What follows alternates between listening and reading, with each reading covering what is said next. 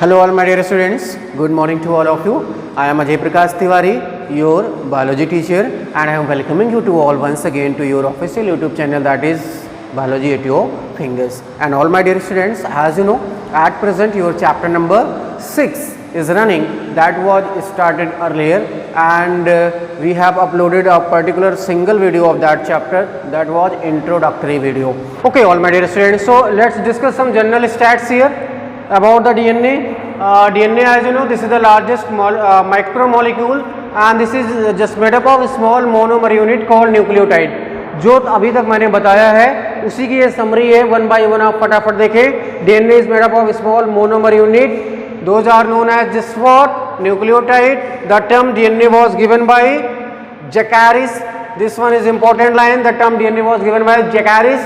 And occurrence of the DNA in prokaryotes and in eukaryotes, what is the position of the DNA? So in the case of prokaryote, it is found or it is embedded in the cytoplasm, because as you know, in the case of prokaryotes there is not a well defined nucleus and nuclear membrane as well as various cell organelles. So here it is embedded in the cytoplasm, hence it is also known as nucleoid and circular but naked. Circular, naked. This line is very important. Why this is known as naked DNA? Because here nuclear membrane is not present.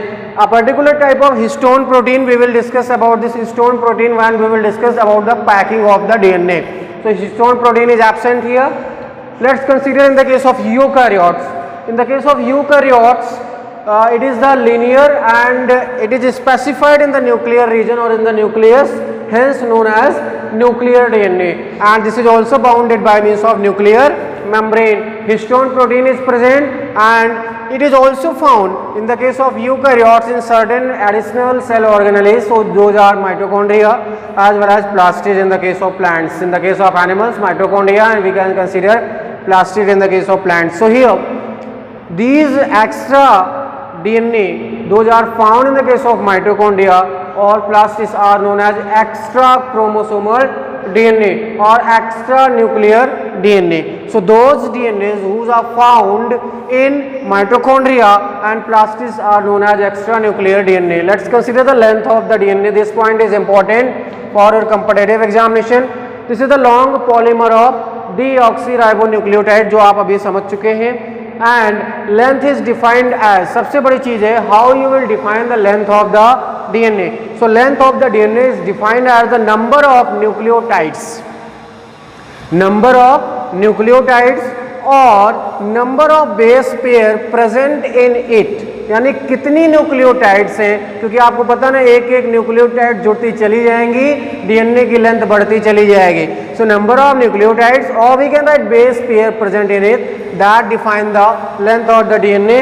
It is given in your NCERT that in the case of Escherichia coli, it is 4.6 into the 10 to power 6 base pairs, and in the case of bacteriophage, there is, you can say that 5 into 174 has 5386 base pair. So this is given in the case of single stranded and this is given in the case of double stranded. In exceptional things, DNA is also single stranded and RNA may also be double stranded. So here we are discussing with single stranded and here we are discussing with double stranded. So this was all about the occurrence and length of the DNA. Now we will discuss the structure of the DNA, and in structure of the DNA we will discuss various kind of concepts. Those are given such as Chargaff rule, complementary base pairing, glycosidic bond, phosphodiester bond, hydrogen bond, and various more. So let's discuss one by one quickly. Okay students, let's see the structure of the DNA. The correct structure was given by the, as you know, James Watson and we can say that Francis Crick in 1953. It means that the correct structure of the DNA was given by two scientists, Watson और Crick. आप जानते भी हैं. For that he got the Nobel Prize. इसके लिए इनको Nobel Prize भी मिला था. And most important thing that he just gave the structure of the DNA on the basis of Chargaff rule and X-ray diffraction. तो Chargaff rule और X-ray diffraction को base मान के इन्होंने स्ट्रक्चर दिया. What is the Chargaff rule? written है आपके board पे. Chargaff rule means that here Purines and pyrimidines are always equal. We have studied earlier. Purines and pyrimidines are always equal. It means that A is equal to T, G is equal to C. Here G is equal to C. यहाँ पे हमने देखा था कि G और C के बीच में 3 hydrogen bond होते हैं और A और T के बीच में 2 हाइड्रोजन बॉन्ड होते हैं. ठीक है बेटा. It means that in the case of adenine and thymine, there are presence of 2 hydrogen bonds, and these nitrogenous bases are attached by means of hydrogen bond. Conclusion क्या निकल गया कि ये जो nitrogenous bases होते हैं ये hydrogen bond के द्वारा जुड़े होते हैं. एक्सरे डिफ्रैक्शन ने क्या किया बेटा, इसने 3D स्ट्रक्चर बताया किसका, DNA का. तो हम देखेंगे कि वॉटसन और क्रिक ने कौन सा DNA का मॉडल दिया था और वॉटसन क्रिक के अकॉर्डिंग DNA के साइलेंट फीचर्स क्या क्या हैं.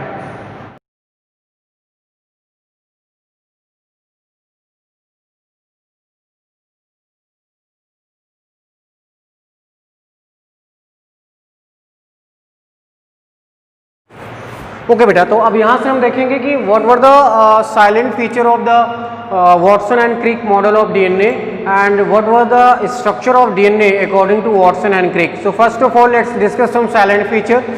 Actually double helix model, as you know, that was given by Watson and Crick. For that he got the Nobel Prize.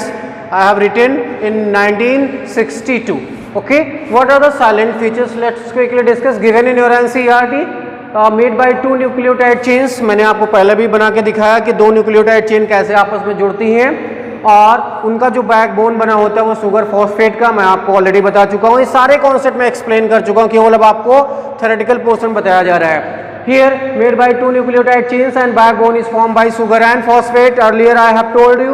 Second, 2 chains have anti-parallel polarity. It means that if one chain is starting from 5 prime to 3 prime direction, next will start from 3 prime to 5 prime direction. यानी polarity का मतलब क्या होता है, direction. अगर किसी एक का डायरेक्शन बेटा 5 प्राइम से लेके 3 प्राइम तक है, यहाँ 5 प्राइम को 3 प्राइम का एक्चुअल मतलब क्या होता है. अगर किसी भी सुगर के पास 5वां कार्बन जो कि फास्फोरस से लगा हुआ है वो फ्री है तो उसको हम कहते हैं 5 प्राइम इन. और अगर किसी भी शुगर मॉलिक्यूल का तीसरा जो कार्बन है जहां पे हाइड्रोक्सिल ग्रुप है वो फ्री है तो उसको हम कहते हैं 3 prime in. Next, bases are paired with hydrogen bonds. मैंने ये भी बताया है आपको कि जो बेस होते हैं वो आपस में पेयर होते हैं किससे, हाइड्रोजन बॉन्ड से बेटा. और एक आपको हमने यहाँ पे और बता रहा हूँ, यहाँ से देखिए 2 chains are coiled in right handed direction. यानी कैसे चेन बनेगी बेटा, अगर आप DNA की चेन बनाओगे तो इस तरह की बनेगी आपकी. ठीक है, एक्चुअल में ऐसी होती नहीं है. ओके, सो ये इसकी पोलैरिटी होती है और ऐसी कॉइलिंग, यानी कॉइलिंग इनकी राइट हैंड साइड में. देखिए ये कैसी हो रही है, राइट हैंड साइड में कॉइलिंग हो रही है तो coiling is in the right hand side. ठीक है, और इस जो DNA की एक पिच होती है यानी जो एक पर्टिकुलर हेलिक्स बनता है वो कितने की होती है, 3.5 नैनोमीटर की. ठीक है, it can be written as a 34 angstrom और 3.4 नैनोमीटर. अगर इसको आप एंगस्ट्रॉम में कन्वर्ट करना चाहते हैं तो 10 से इसको मल्टीप्लाई कर देंगे. And each turn contains 10 base pair और उन बेस पेयर के बीच की जो डिस्टेंस होती है बेटा वो कितनी होती है, 0.34 नैनोमीटर. और हम इसको अगर 10 से मल्टीप्लाई कर देंगे तो 3.4 एंगस्ट्रॉम आ जाएगी. तो अगर ये एंगस्ट्रॉम में है देन 3.4 नैनोमीटर में है तो 0.34 और एक टर्न में कितने बेस पेयर होते हैं, 10. अभी मैं आपको यहाँ से बताऊंगा. So these are the special point of the Watson Crick model of the DNA. अब बेटा हम आपको एक डायग्राम के माध्यम से बताते हैं, उसके बाद हम कंक्लूजन में बताएंगे कि जो वॉटसन और क्रिक का मॉडल था DNA का उसमें कुछ ऐसे पॉइंट है जो आपको याद रखने हैं. ठीक है, तो लेट्स डिस्कस द स्ट्रक्चर. चलो बेटा आप 2 पॉलीन्यूक्लियोटाइड चेन को जोड़ते हैं. चलो एक बनाते हैं, ये do it first and here there is phosphate. Second, okay, third, fourth. This one is the 4th one. Okay, A, T, G, C. All these are the nitrogenous bases. 1, 2, 3, 4, 5. Okay, मैंने आपको पहले भी बताया यहाँ पे फॉस्फोडाइस्टर बॉन्ड होगा. क्या होगा? There will be phosphodiester bond. मैं आपको पहले भी बता चुका हूँ बेटा, कंफ्यूज मत होइएगा. ठीक है, this one is what? Phosphodiester bond. यहाँ पे फॉस्फोरस बना लीजिए, phosphodiester bond. Okay, let's see. 1, 2, 3, 4, 5. 1, 2, 3, 4, 5. 1, 2, 3, 4. और इसको थोड़ा ऊपर से लेके आएंगे. And this one is the fifth one. ठीक है बेटा, तो ये आपका एक बन गया सिंगल पॉलीन्यूक्लियोटाइड. देखो, एक ये आपका न्यूक्लियोटाइड इतना, दूसरा वाला ये, तीसरा वाला ये, चौथा वाला ये. This is 5 prime. Now let's see why this is 5 prime. Let's see, this is the phosphate group and here it is free. Here it is free. That's why this is 5 prime end. और ये 5 prime से कहाँ जाएगा बेटा? 3 prime की तरफ जाएगा. Let's make another. अब एक आपकी न्यूक्लियोटाइड चेन हो गई, दूसरी अगर आप बनाओगे तो कैसे बनाओगे? एक सिंपल सा ट्रिक है, आप ये बनाओ, फिर अपनी कॉपी उल्टी करके उसको बना लो तो आपको सीधा हो जाएगा. ठीक है, यहाँ से बनाते हैं एक और न्यूक्लियोटाइड चेन. ओके, ये हो गया आपका लाइक दिस. यहाँ पे हो जाएगा T. क्या हो जाएगा? T. Carbon number 1, 2, 3 and this one is the fourth. यहाँ पे आपका क्या हो जाएगा? ऑक्सीजन. देखिए, ऑक्सीजन यहाँ ऊपर था, यहाँ नीचे हो गया ना. This one is the fifth one and here as you know there will be phosphate. दूसरा ऐसे ही बना लीजिए. 1, 2, 3, 4 एंड फिफ्थ. यहाँ पे ऑक्सीजन. ठीक है, और ये देखिए थोड़ा सा बेटा ऊपर ही रखते हैं. यहाँ पे A. ठीक है, 1, 2, 3, 4 and this one is the fifth. यहाँ पे क्या है? फॉस्फेट है. ये थर्ड पोजीशन पे क्या होगा? OH होगा. Let's make another. 1, 2, 3, 4 fifth oxygen. यहाँ पे हो जाएगा C. Again 1, 2, 3, sorry 1, 2, 3, here 4. Again this one the fifth. Again एक बार आपको और बनाना है. 1, 2, 3, 4, 5 O. यहाँ पे हो जाएगा G. Again 1, 2, 3, 4 and this one is the fifth. बेटा अब देखो, बॉन्डिंग आपको दिखानी है, तो यहाँ पे बॉन्ड कहाँ बनेगा? ये देखिए, ये आपका फिफ्थ पोजीशन है. This is the first. ये बन जाएगा दूसरा, ये आपका तीसरा. ठीक, तो जैसे बॉन्ड इधर बना था वैसे बॉन्ड इधर बन गया. थोड़ा सा इसको और हम अगर यहाँ ऊपर कर लेंगे तो ज़्यादा बेटर बनेगा बेटा. This is the P. और फिर यहाँ इस P से यहाँ पे आपका 3 नंबर का ये है, तो इससे ऐसे बॉन्ड बन जाएगा. ठीक है, दिस बॉन्ड. ठीक, अगेन ये यहाँ से आप देखें, ये आपका कौन सा था? थर्ड पोजीशन पे था. ये वाला बॉन्ड बन गया. फिर आप देखें, ये वाला इससे जॉइंट हो गया. अब ये आपकी देखिए, यहाँ पे 3 प्राइम इंड जो है, यहाँ पे OH ग्रुप फ्री है, इस वजह से ये 3 प्राइम. और यहाँ पे है फॉस्फेट 5 नंबर पर फ्री है, इस वजह से 5 prime.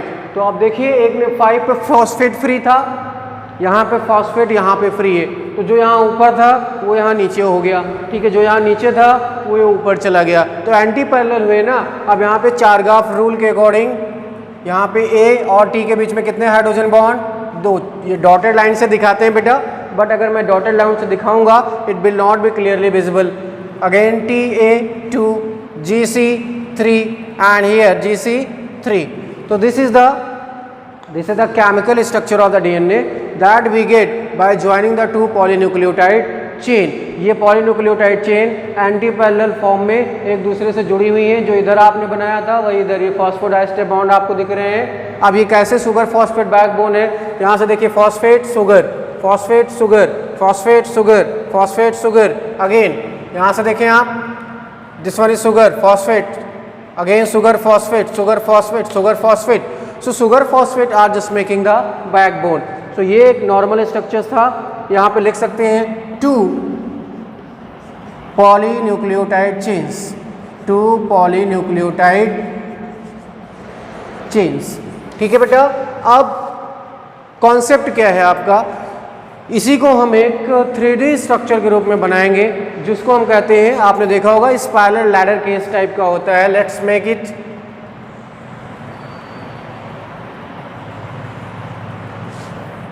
Okay, actual structure is not like this. You will just make the 3D structure, but for understanding purpose I am drawing here like this. Okay, like this, but actual structure is not like that. Okay, there are two groups. This one is, जहाँ पे आपको छोटा सा space दिख रहा है, ये this one is known as minor group, minor group। ये आपको देखिए यहाँ से बड़ा सा दिख रहा है ना, this one like this। okay, so this group, जो आपको ये बड़ा सा ग्रुप दिख रहा है, this one is known as major group, major group। again there is a small thing, this one is again minor group। okay बेटा, ये आप देखिए ऊपर ग्रुप था, ये माइनर ग्रुप था, मेजर ग्रुप, माइनर ग्रुप। अब रिकॉल करिए, what is the pitch of the DNA, the distance between from the minor to minor group, और we can write major to major group जो आगे आपका आएगा। This one is known as what, pitch of DNA, pitch of DNA, जो मैं आपको बता चुका हूं कितनी होती है, 3.4। इट मीन्स दैट ये बात कर रहे हैं 1 टर्न, 1 टर्न की बात यहाँ पे की जा रही है। ठीक है, इनसाइड दीज, इसके अंदर क्या होता है बेटा, there are base pairs 1 2 3 4 5 6 7 8 9 and 10। There are 10 base pairs. Actually बेटा इनको हम पेयर क्यों कहते हैं, क्योंकि ये देखिए ना जोड़े में है। सो 10 बेस पेयर्स, और इन बेस पेयर के बीच की जो डिस्टेंस है कितनी है, 0.34 एंगस्ट्रॉम। 10 बेस पेयर पर टर्न, यहां से आपको दिख रहे हैं 10 बेस पेयर पर टर्न। यहां से आप देखिए अगेन 1 2 3 4 5 6 7 8 9 10, 1 2 3 4 5 6 7 8 9 10, अगेन सो ऑन। सो बेटा एक्चुअल स्ट्रक्चर ऐसा नहीं होता है, बट आपकी अंडरस्टैंडिंग पर्पस के लिए मैं ये बता रहा हूँ यहाँ से। ठीक है, अब ये जो चीज़ें आपको दिख रही हैं, this one is just what, phosphodiester bond. ये आपको क्या दिखेगा यहाँ से, फॉस्फोडाइस्टर बॉन्ड, फॉस्फोडाइस्टर बॉन्ड। ठीक है, और इन दोनों को हम क्या कहते हैं, ये जो आपकी एक ये और एक ये, इससे शुगर और फॉस्फेट से मिलके जो बनी है, these are the backbone of DNA, backbone of DNA. Okay बेटा, अब और कुछ कॉन्सेप्ट जो मैंने आपको बताया तो उसको मैं आपको बताता हूँ यहाँ पे 1 by 1।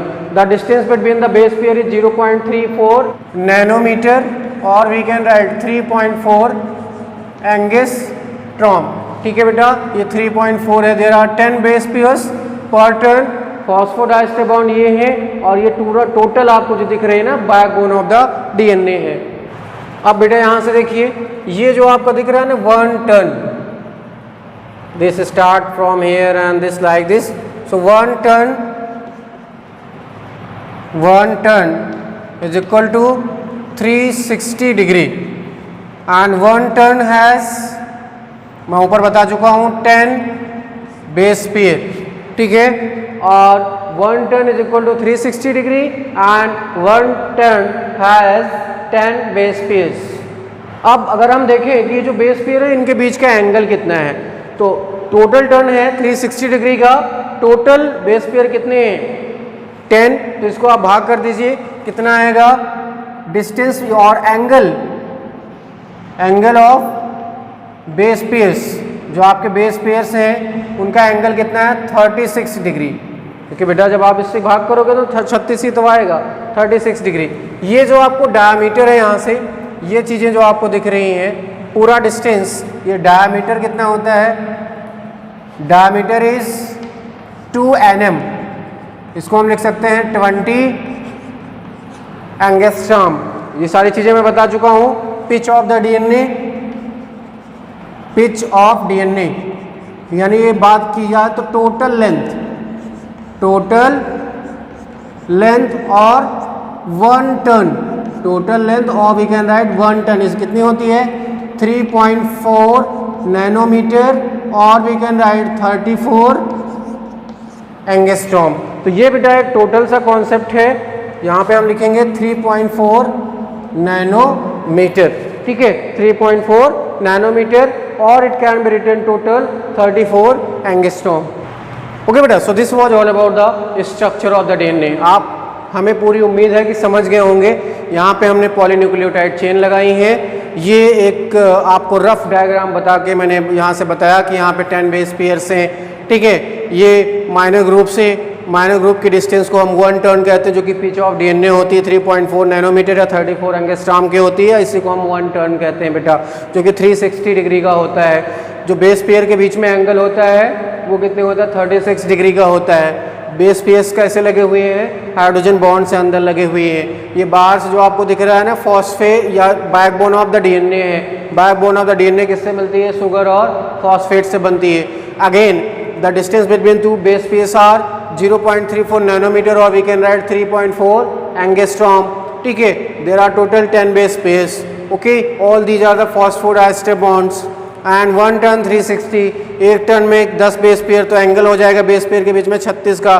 डायमीटर टोटल इसका होता है बेटा 2 nm या 20 एंगस्ट्रॉम का, ठीक है। तो this was the general concept of the DNA, that is more than sufficient for all of you. बाकी आपने क्लास 11th में बायोमोलिक्यूल में पढ़ लिया होगा। Now we will compare the purines and pyrimidines and we will also find out that what are the certain kind of other DNAs. Those are A DNA, Z DNA। ये जो आपको यहाँ से स्ट्रक्चर बताया गया है, this one is of B DNA। Watson Crick ने जो बताया था बेटा वो किसका बताया था, B DNA, and this is the most common. ये क्या होता है, मोस्ट कॉमन होता है। And consider one more important thing in your NCERT, these two are also given but they are joint like this. उनको वर्टिकल उन्होंने join कराया हुआ है, हमने यहाँ पे ट्रांसवर्स तरीके से आपको करा दिया है, तो कंफ्यूज मत होइएगा। वो चीज़ें अगर वहाँ पे हैं आपको एक प्लेन में मिल रही हैं, you can consider the NCERT concept 2। ये तो आपको मैंने सिंप्लीफाई पर करके बताया, जिसको आप आसानी से समझ भी गए होंगे। Now we will compare various types of the DNA and we will also compare the purines and pyrimidines. Okay बेटा, तो हम फटाफट अब कंपेयर करते हैं various kind of DNA features, B DNA, A DNA and Z DNA. It means that there are 3 kinds of DNA. Those are B DNA, the common or most abundant DNA, and the structure of that was given by Watson and Crick. इसका मतलब Watson Crick ने जो structure दिया था, that one was of B DNA. So let's compare. As you know, features मैंने पहले भी बताया था, pitch length of the B DNA is 3.4 nanometre और it can be written as 34 angstrom, while if you consider this in the case of next A DNA, this is lesser than the B DNA 2.86, but it is more in the case of Z DNA, that is 4.4 nanometer. It means that the distance, or we can say that the pitch or total distance traveled from minor group to minor group or major group to major group or in 1 turn is in the case of B DNA is simply 3.4 nanometer, while in the case of A DNA 2.86 nanometer, while in the case of Z DNA 4.4 nanometer. Let's discuss the coiling. The B DNA as well as A DNA have right hand coiling. It means that clockwise. और ध्यान दीजिए, ये नहीं पूछा जाएगा B DNA और A DNA सभी को पता है वो राइट हैंडेड होता है, but Z DNA is left handed, यानी कॉइलिंग बेटा जैसा A और B में थी उससे डिफरेंट हो जाती है in the case of Z. You have to remember, question is asked from this point in your competition that Z DNA is left handed, right handed, clockwise या एंटी क्लॉकवाइज ऐसे भी दे सकता है, तो आपको क्या रखना है, दैट इज लेफ्ट हैंडेड यानी उल्टा. नेक्स्ट, डायमीटर मैं आपको पहले भी बता चुका हूं. इन the case of B DNA the diameter is 2 nanometer, 2 nanometer, and if you consider the diameter of the ADNA, that is more 2.6 nanometer. It is 2.6 in the case of ADNA and that is lesser again 1.8 in the case of ZDNA. You have to remember. And now we will discuss that number of base pair that was present in the one turn. So if you consider the BDNA, there is 10, ADNA 11 और ZDNA में 12. तो इसको आसानी है आपको याद करने में, 10, 11, 12. So this was all about the types of DNA. Here we have compared the purines and pyrimidines. This is also very very important. So all these are the triple star question. Triple star means that most important question for your all kind of examinations. Purine and pyrimidine. Purine और pyrimidine में क्या difference है? First, that is most common. Purines are dicyclic. It means that there are two chains. To chains हमने आपको एक 5 carbon वाली, एक 6 carbon वाली बना के दिखाई देगी ना. So there are two chains, that's why this is what dicyclic. And in the case of pyrimidines there is just single chain, that's why this is monocyclic. Next consider, this is what 9 member double ring. यहाँ पे कितने membrane होती है, कितने member होते हैं? 9. ठीक है बेटा, 5 और 4 के कॉम्बिनेशन में, या हमने टोटल आपको बना के दिखाया भी था. There are total 9 member ring and this one is 6 member ring. यानी बेंजीन की तरह ही इसकी भी रिंग होती है, बट यहाँ पे 1 और 3 नंबर पे नाइट्रोजनस बेसेस होते हैं या नाइट्रोजन होता है, वो आपको जानना है आगे. Here this is the large size nitrogen containing biomolecule. सीधी सी बात है भाई कि अगर 9 यहाँ पे मेंबर हैं, देयर आर 9 मेंबर्स, तो बड़ा कौन होगा जहाँ पे मेंबर जाता है ना. तो प्यूरिन डाइसाइक्लिक है. This is 9 member ring. This is large side ring containing the biomolecule. यहाँ से देखिए, large size nitrogen containing biomolecule. This is small size क्योंकि इसके पास 6 ही है बेटा. ठीक है. अब सबसे बड़ी चीज है, nitrogen atoms are attached at the position number 1, 3, 7 and 9 and here only at 1 and 3 position. So this was all about the comparison of various types of DNA. You have to remember this point. ठीक है, don't forget. Now we will discuss the conclusion of the Watson and Crick. मैं आपको एक जुगाड़ technology बताता हूँ. आपको कुछ नहीं याद आ रहा है तो केवल आप इतना जान लीजिए कि जो वॉटसन और क्रिक ने एक डीएनए का स्ट्रक्चर दिया था, उसमें से कौन कौन सी बातें हमको याद रखनी है. मैं आपको एक की प्रोवाइड करता हूँ, उस की को लगाएंगे और आपका ताला खुल जाएगा. जैसे द जुगाड़ टेक्नोलॉजी. जुगाड़ टेक्नोलॉजी हम बाद में लगाते हैं ना, पहले हम ट्रेडिशनली चलते हैं. अगर वहाँ पर असफल हो जाएंगे तब जुगाड़ टेक्नोलॉजी का यूज़ करेंगे. सो लेट्स यूज़ द जुगाड़ टेक्नोलॉजी. ओके बेटा, तो अगर आपको कुछ भी नहीं आ रहा तो एक कंक्लूजन आपको याद रखना है डीएनए का, जो कि वॉटसन क्रिक के द्वारा ही बताया गया था. आप इन चीज़ों को याद रखिए जो हमने यहाँ पे लिखा हुआ है. ठीक है, तो आपको सिंपली चीज़ें पता चल जाएंगे. डीएनए में इतना ही है. Backbone of DNA, polarity and anti parallel strands, complementary base pairing, DNA duplex, glycosidic bonds, phosphodiester bond and hydrogen bond.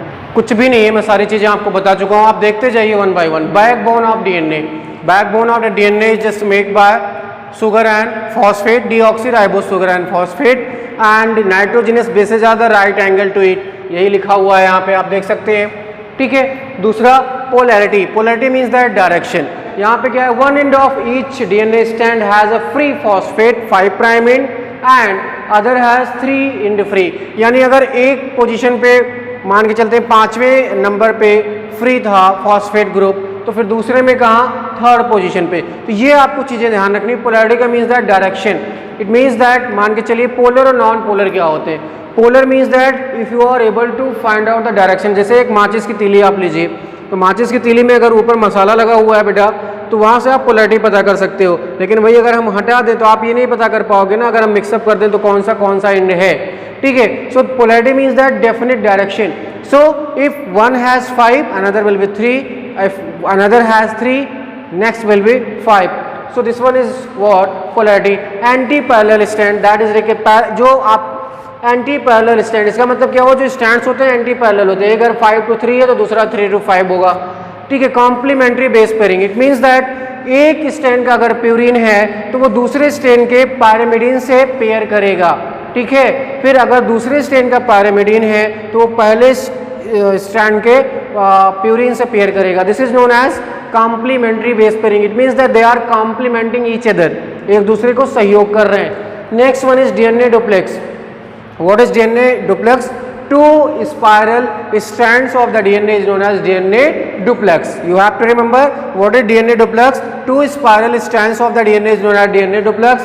Glycosidic bond, as we discussed that this is the bond between the deoxyribose sugar at the carbon number 1 and nitrogenous bases. यानी nitrogenous basis अगर एक number carbon पे आके attach होते हैं तो जिस carbon से वो अटैच होते हैं जिस बॉन्ड के द्वारा उसके हम कहते हैं glycosidic bond.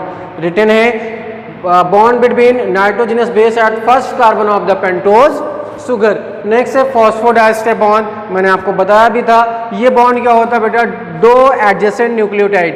Suppose this was the nucleotide number 1, this was the nucleotide number 2. इनके बीच के जो एडजेसेंट सुगर है उनके बीच का जो बॉन्ड होता है उसको हम क्या कहते हैं, phosphodiester bond. Bond between two adjacent nucleotide of the two adjacent sugar at 3 and 5 prime in.